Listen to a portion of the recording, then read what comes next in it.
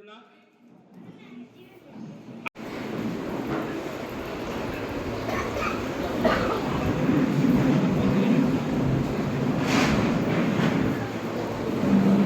మన వాణినగర్ ఆర్యవైశ్య సంఘం తరఫున సార్కు స్వాగతం చెప్పవలసిందిగా అయితే విశ్వనాథం 2 నిమిషాలు మాట్లాడవలసిందిగా కోరుతున్నాం. Please welcome boss. ఎందుకంటే ఎప్పుడు యాక్టివ్ ఉంటాడు. సార్ అంటే చాలా అభిమానం. ఎప్పుడు సార్ గురించి చెప్తారు. ఎంతో మందికి ఉన్నత విద్యను చెప్పి బిజినెస్ లో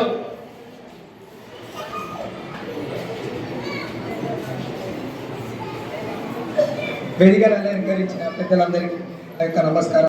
స్వాగతం సుస్వాగతం.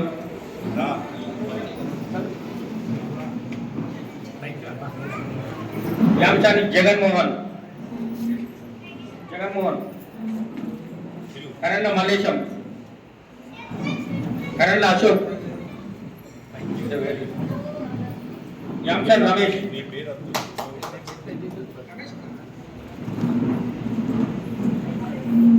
సోని రాములు, జిల్లా రవీందర్,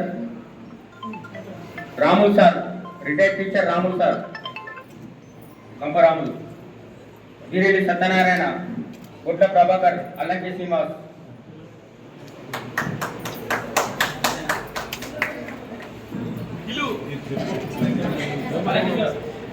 ఇవాళ వాణినగర్ అధ్యక్షుడు అంతా అయిపోయినాక నేను కూడా సైతం మీ ముందుంటా అని జిల్లా ప్రకాష్ గారు కూడా జయరైతులు గట్టిగా గట్టిగా కోరుతున్నాం. అలాగే తనతో పాటు నేను కూడా మద్దతు తెలియజేస్తానని సెక్రటరీ గొల్లపాపన్న గారు కూడా జయరైతులు, వారు కూడా స్వాగతం సుస్వాగతం. అలాగే ట్రెజరర్ కక్కం సురేష్ గారు కూడా జయరైతులు, వారు కూడా స్వాగతం సుస్వాగతం. వాణినగర్ ఆర్యవైశ్యుల ఐక్యత, వాణినగర్ ఆర్యవైశ్యుల ఐక్యత, జీవనన్న నాయకత్వం. అధ్యక్షుల వారు జీవరెడ్డి గారిని సన్మానిస్తారు.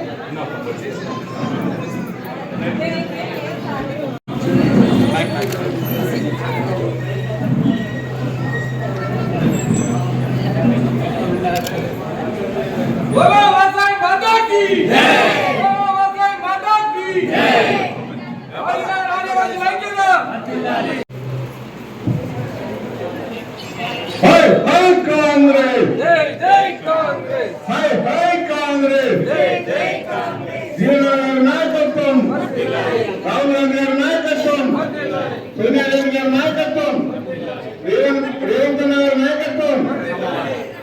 జై వాసవి మాత. నాకు చాలా ఆత్మీయ కుటుంబం నాన్నగారు. ఇవాళ ఏదైతుందో భవిష్యత్తు జగిత్యాల పట్టణ ఈ ప్రాంత అభివృద్ధి కొరకు మీకు దోహదపడేటువంటి అవకాశం కల్పింప చేయబడాలనేటువంటి ఒక భావన తలపుతోని ఇలా ప్రణీత కూడా ఆ ఉత్సాహపుత్రాలు మరి అమ్మాయి కూడా ఏదైతుందో ఒక బిడ్డగా నాకు అండగా నిలవాలని చెప్పి ముందుకు వచ్చినందుకు అమ్మాయి కానివ్వండి, పెద్ద ఆయన విశ్వనాథం గారు చెప్పండి, అందరూ కూడా ఒక్కొక్కటి పరిచయం చేస్తుంటే నిజంగా ఇంతకాలం నుండి వీరందరి యొక్క మద్దతు నేను పొందలేకపోవటం కొంత బాధ అనిపిస్తుంది. ఎందుకంటే గెలవడం ఓడడం అనేది సహజం. ఒకసారి గెలుస్తాం ఓడతాం. అందరూ ఏదైతుందో మొన్నటి ఎన్నిక మనం ఆశించిన పెద్ద పొందలేనంత మాత్రాన బాధపడాల్సిన పర్లేదన్న. ఎందుకంటే భవిష్యత్తు అనేది విజితం ఎట్లున్నట్టు అవుతుంది అంటుంది. నేను 94 ఎన్నికల్లో పెద్ద చిన్నపిల్లల వయసు అంటే నేను నా ప్రజా జీవితం 83లో ఆరంభమైంది. 83లో అప్పటికి సుదీర్ఘంగా ప్రజా జీవితం కొనసాగుతున్నాను. ఎన్నికల్లో అందరూ ఏదైతుందో ఎప్పుడు మెట్టు ఎక్కాలని చెప్పి భావిస్తూ తలుస్తారు.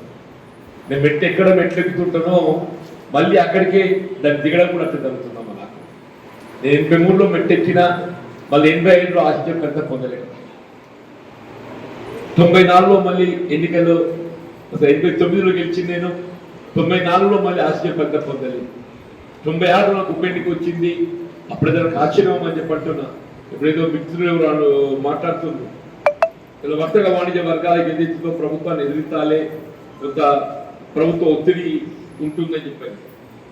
కానీ 96లో చెప్తున్నామా నేను, అంటే ఆనాడు ఉప ఎన్నిక మొత్తం రాష్ట్రం అంతా తెలుగుదేశం పార్టీ ప్రభంజనం. అప్పుడు ఉప ఎన్నికలు 11 వస్తే 9 టీడీపీ గెలిచింది. ఇక్కడ 2 మాత్రమే కాంగ్రెస్ గెలిచింది. అందులో ఇప్పుడు జగిత్యాల ఏదైతే 1,00,000 ఓట్లు పోలవుతే 54,000 మెజార్టీలు గెలిచారు. మన 54,000 మెజార్టీ. నాకు ఇప్పుడు గుర్తు, నాకు టవర్ సర్కిల్ నుండి మన వర్తక వాణిజ్య వర్గాలందరూ కూడా కంజలతో పాటు చిరంజీవి గారు, గౌరశేఖర్ చిరంజీవి అని ఏదైతే మన కొంత ఆయన అనారోగ్యానికి గురై ఉన్నాడు, లేకుంటే ఆయన వాళ్ళ ఉత్సాహంగా మన అందరితో ఉండేటోడు అని చెప్పంటున్నాను. నేను 96 ఉప ఎన్నికల్లో నేను గెలుపు సాధించడానికి నాకు జగిత్యాలలో గెలుపు బాట వేసింది ఎవరు అంటే మన వర్తక వాణిజ్య వర్గాలని చెప్పంటున్నాను. ఈ 4,000 మందిని ఆకర్షించాలి. 4,000 అంటే ఎన్ని ఓట్లు వస్తాయి? కుటుంబాలు, భార్య భర్తలు 8,000. ఈ ఇంటికి అయితే 8 రోజులు ఉంటే, ఇంటికి అయితే 8 రోజులు ఉంటున్నాయి 10-12,000 అవుతున్నా కదా. ఆ 10-12,000 మందిని ఆకర్షించడానికి ఏదైతుందో నేను 4,000 పిడాత జీవనని గెలిచిన అంటే వాడు మీకు ఒక్క ఇల్లు రద్దు చేస్తారని చెప్పి భయం పెట్టి 4,000 కుటుంబాలు ఓట్లు ఎంచుకున్నాయి. ఆ పుణ్యం ఈ దాకా వచ్చింది. ఇవాళ నేను చెప్తున్నా, ఆ 4,000 కుటుంబాలకి ఏదైతే గృహప్రవేశం చేసిన ఒక బాధ్యత నాది అంటుండే. అంతేకాదమ్మా, ప్రతి సంవత్సరం 3,500 ఇండ్లు లేని నిరుపేదలు ఒక్కొక్క కుటుంబానికి 5 లక్షలు ఇచ్చి ఇల్లు కట్టిస్తా అని చెప్పి అంటుంది. ఒక్కొక్క ఇంటికి 5 లక్షలు. అది ఏ కులం అని కానీ అవ్వ, ఇండ్లు ఉండకూడదు, ఇండ్లు అంటే ఇల్లు లేని వాళ్ళు కావాలి, మీ స్థలం కింద మీరు ఏర్పాటు చేసుకుంటే 5 లక్షలు పెట్టి. రేపు ఎన్నికల ప్రక్రియ ముగిసిందంటేనే రేపు 11వ ఆరంభమవుతుంది ఒక కార్యక్రమం చేపడతాం. పెన్షన్ పెరుగుతున్న నిత్యావసర వస్తువుల ధరల కారణంగా పెన్షన్ పెరగాలమ్మా. మొన్న 2000 అప్పుడే ఏమన్నారు, పిడాత కాంగ్రెస్ ఇంత 2000 రద్దు చేస్తారా? మీరు ఆడోళ్ళు భయపడ్డారు. ఉన్నమాట చెప్తున్నా నేను. ఊరి ఎక్కడ కాంగ్రెస్ పెన్షన్ రద్దు చేస్తారట ఎట్లా అని చెప్పాను. అరే రద్దు కాదు తల్లి, 2000కు 4,000 ఇస్తా అంటారా నేను?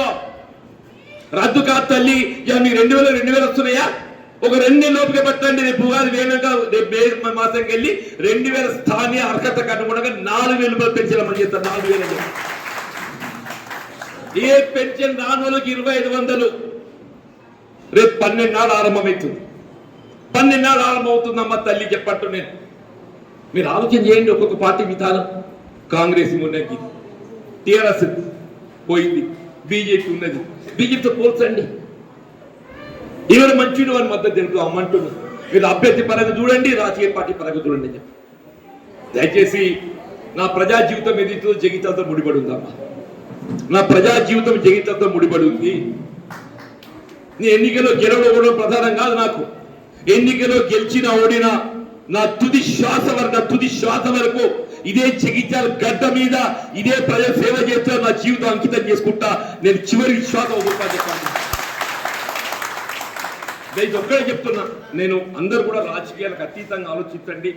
ఎవడు మనవాడు, ఎవడు మనకు ఆపదలు నిలబడతాడు, ఎవరి దగ్గర స్వతంత్రం పోగలుగుతాం. నా దగ్గర రావాలంటే కంటా శ్రీనివాస్ అక్కర్లేదు, నాగరాజు అక్కర్లేదు అన్న. కంటా శ్రీనివాస్ కానీ నాగరాజు కానీ నన్ను మీకు పరిచయం చేస్తాను. ఇది కేవలం పరిచయం చేసేంత వరకే. ఈ పరిచయ కార్యక్రమం అయిపోయిన తదుపరి మీ సమస్య బట్టి, మీ సమస్యకు అనుగుణంగా ఏదైతుందో మీరు ఎవరు నా దగ్గరకు వచ్చి నేను స్పందిస్తాను. సమస్య సాధ్యమైంది పరిష్కారానికి అనుగుణంగా అయితే నేను పరిష్కరిస్తాను.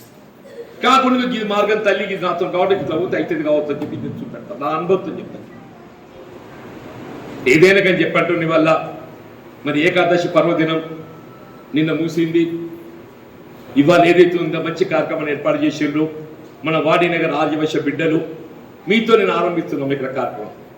ఒక విధంగా ప్రచార కార్యక్రమం ఇవాళ మీతో ఆరంభిస్తున్నామని